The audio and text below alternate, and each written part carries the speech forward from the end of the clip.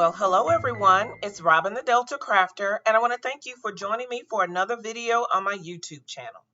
Today we're going to be making a birthday card using some stamped and die cut images. This is a continuation of my birthday series, so let's go ahead and take a look at what we'll be using today. We're going to be using the balloon greeting set from Simon Says Stamp and CZ Designs.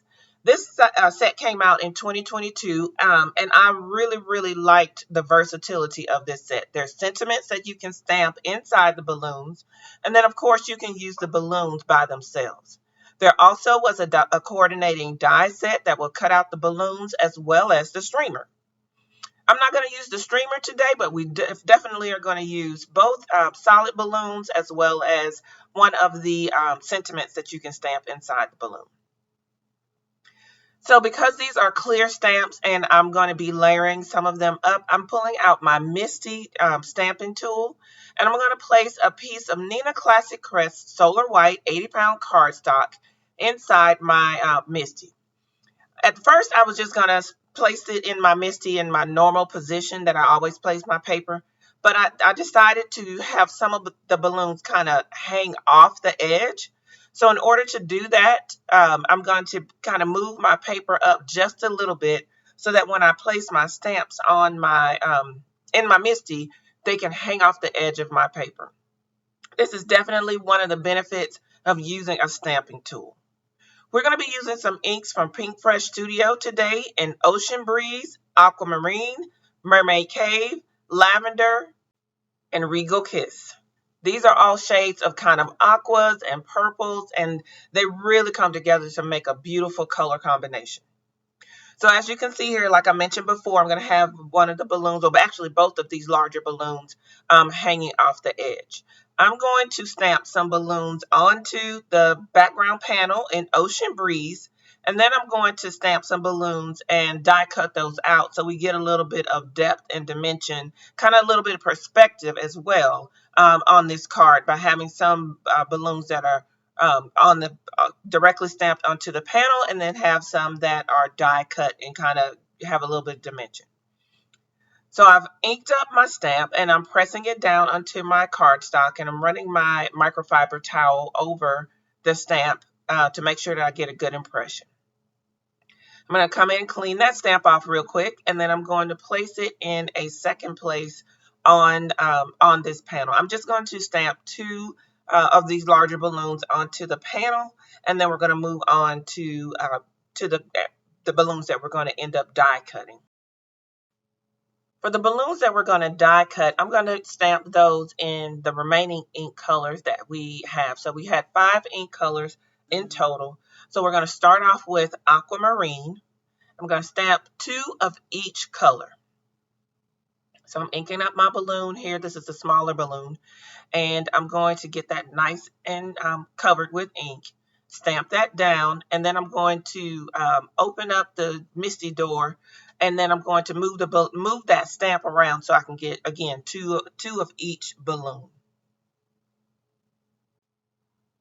We're going to move on to the Mermaid Cove, I'm sorry. Mermaid Cove. Stamp that twice. Get our stamp back in position here. And then we're going to stamp 2 lavender balloons. This is our lightest purple shade that I've selected for this card. Getting that inked up nice. And then we're going to come in with our 4th and final color, Regal Kiss. This is a very dark, deep, beautiful purple color. You can see here when I stamp it up, get ink up the stamp, how dark this color is. It's beautiful. So these are the 4 colors that we're going to have for our die cut balloons.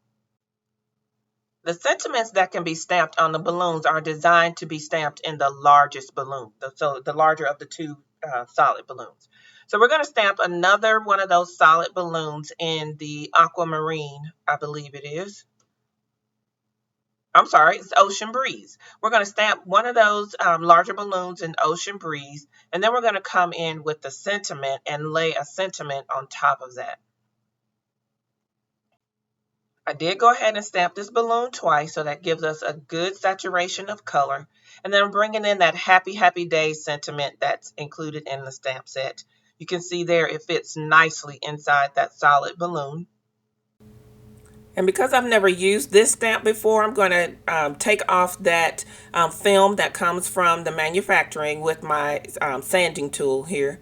If you have a sanding block, that always works well to remove that film. I'm going to stamp this sentiment in some VersaFine Onyx black ink. This is my favorite black ink to use for sentiments. I always get a beautiful, dark, deep, crisp stamped image when I use this ink. So I'm making sure that my my stamped balloon is in the corner of my MISTI. I'm closing the door and stamping this sentiment. The Onyx Black ink from VersaFine rather, is a pigment ink, so you are going to need to allow just a little bit of time for that ink to dry. So now that everything is stamped and ready to go, it's time to die cut all the balloons out.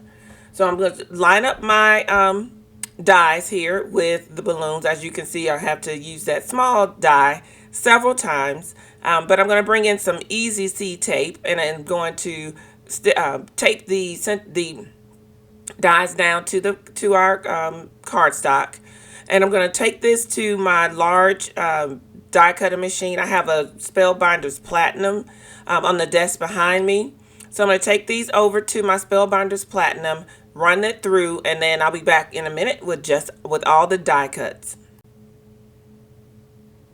So now that everything is die cut, now it's time to kind of play around with all the images to kind of get an idea of where we want everything to be. We have different shades, different sizes. Some are solid, some have one has a sentiment on it. So we just kind of want to do a dry fit to figure out where we want everything to be.